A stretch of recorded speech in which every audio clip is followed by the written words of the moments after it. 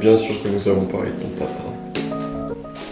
Oh salut, excusez-moi. Comment ça va? Bon et bien, ça y est, j'ai le plaisir d'enfin vous annoncer que vous allez pouvoir regarder cette vidéo sur l'artiste Raúl de Nieves.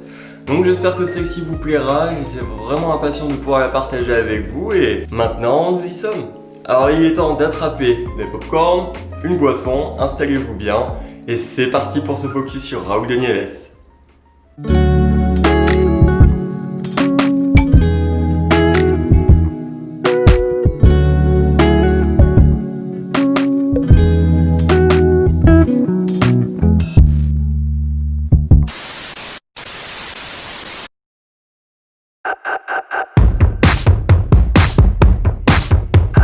Raúl de Nieves est un artiste de 35 ans, né donc en 1983 à Morelia, au centre du Mexique.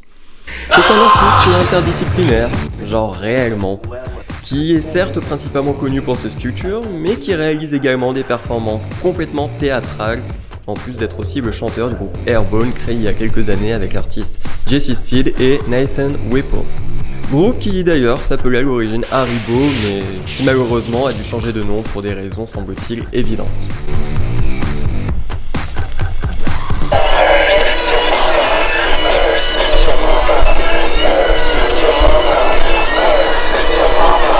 À ce jour, ils ont sorti un album qui est disponible sur Spotify et je pense que si vous aimez Sonic Youth ou le Mr. Bungle de Mike Patton, vous devriez réellement jeter un coup d'œil, ça vaut le détour.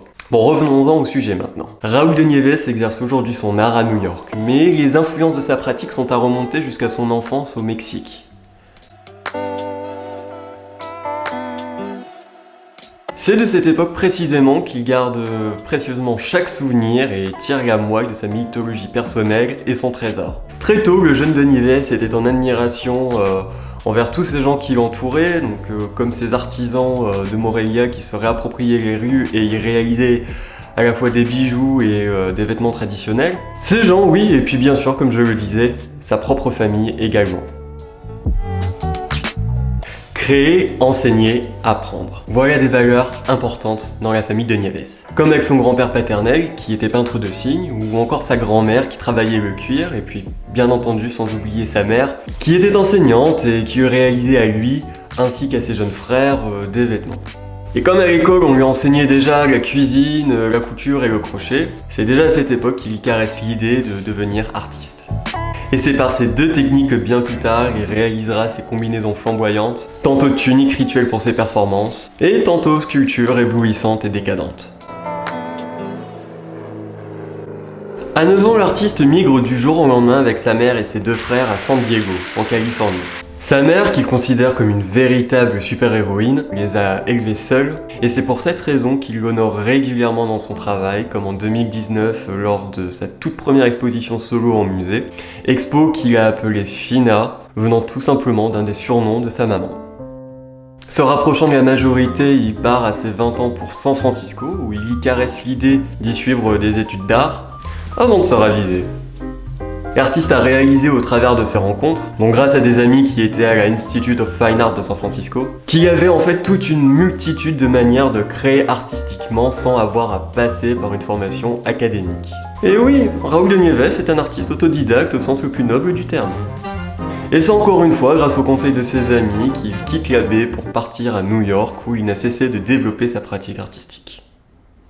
En tant qu'artiste autodidacte, il y a un aspect, je dirais, initiatique, qui est assez intéressant, qu'on retrouve facilement dans son œuvre et dans sa philosophie personnelle. Et de cet aspect, il y a deux projets qu'il considère comme avoir été sa propre école. Tout d'abord, il y a cette série composée d'une trentaine de variations du combat entre Saint-Georges et le dragon. Et il faut voir chacune d'entre elles comme une nouvelle réincarnation, un nouveau voyage initiatique, tant elles ont chacune été réalisées dans un état d'esprit différent. S'il a choisi cette scène en particulier, c'est parce qu'à travers cette démonstration de courage et de force qu'elle dépeint, celle-ci lui rappelle sa propre histoire et sa propre identité. Sur ses propres défis personnels, bien sûr, mais également concernant ce vécu auquel faire face quotidiennement en tant qu'immigrant aux États-Unis. Et puis vient l'un de ses chefs-d'œuvre, la sculpture Davis of Wonder, tirant son nom de la garderie que possède la maman de l'artiste à San Diego. Et là aussi sa réalisation prend encore une fois la forme d'un voyage initiatique. Cette sculpture, qui fait à peu près la taille d'un enfant, là aussi réalisée de centaines de milliers de petites perles en plastique, lui a pris 7 ans pour être réalisée. Oui, 7 années. Et l'équilibre semble avoir été le plus gros challenge dans sa conception. Et c'est à travers ce challenge dans l'élaboration d'une de ses œuvres les plus intimes qu'il s'est perfectionné en tant qu'artiste, en développant sa pratique sculpturale, au point de considérer celle-ci comme ayant été sa principale école. L'élément le plus important et le plus récurrent dans l'œuvre de Raúl de Nieves, comme vous l'aurez remarqué, ce sont ces centaines de milliers de petites perles en plastique qu'on retrouve partout et qui recouvrent chacune de ces sculptures. Alors elles sont assemblées une par une, donc à l'aide de son pistolet à colle, et forment à force de se rassembler des sculptures kaléidoscopiques,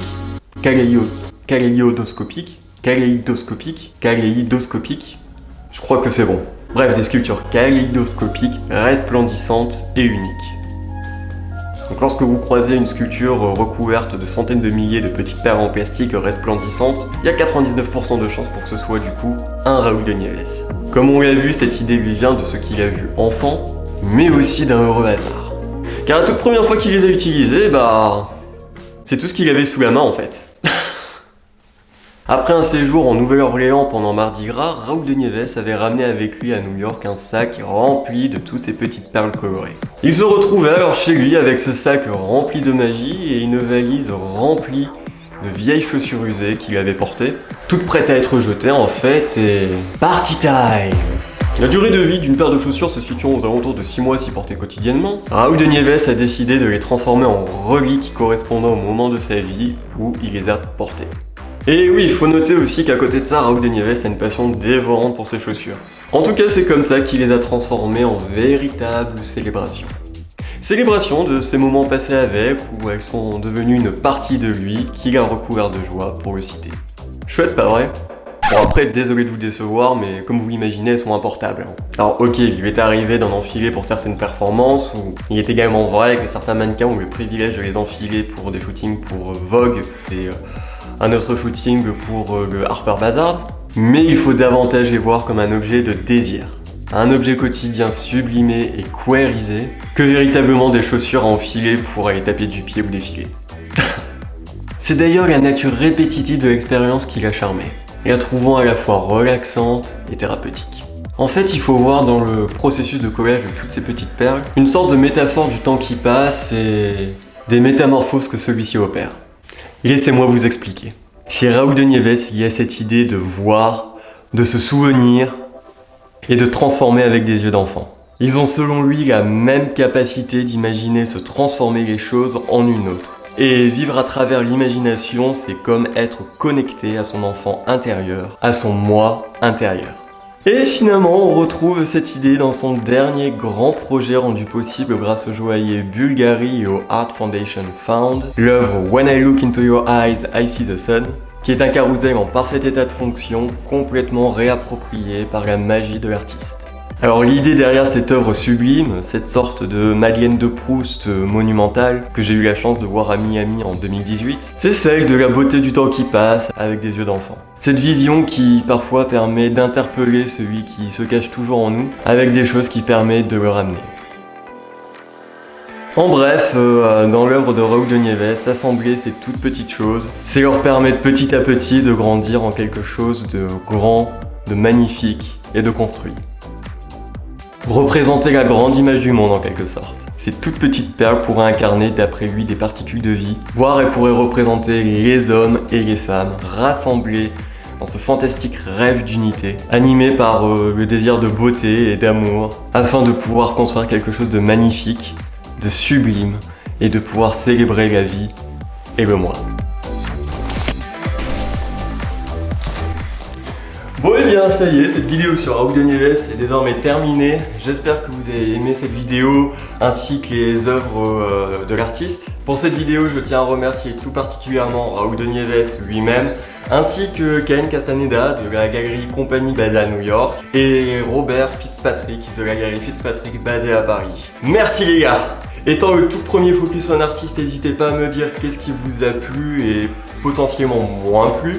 C'est important de s'améliorer, n'est-ce pas? Et c'est ainsi que je vous laisse jusqu'à la semaine prochaine, où cette fois-ci nous reviendrons sur un vlog, et pas n'importe quel vlog, parce que cette vidéo sera un unboxing. Et celui-ci sera le tout premier unboxing d'œuvres d'art de tout YouTube. En attendant, si cette vidéo vous a plu et que vous souhaitez m'encourager, surtout n'hésitez pas à vous abonner à ma chaîne. Vous savez à quel point les abonnements sont décisifs sur YouTube. Un pouce bleu serait pas mal également. Et comme je disais, à dire ce que vous avez pensé de cette vidéo. Et voilà, donc passez un bon week-end, un bon dimanche, bon courage pour la semaine. Je vous envoie encore une fois à toutes mes meilleures ondes. Portez-vous bien et à samedi prochain. Bye!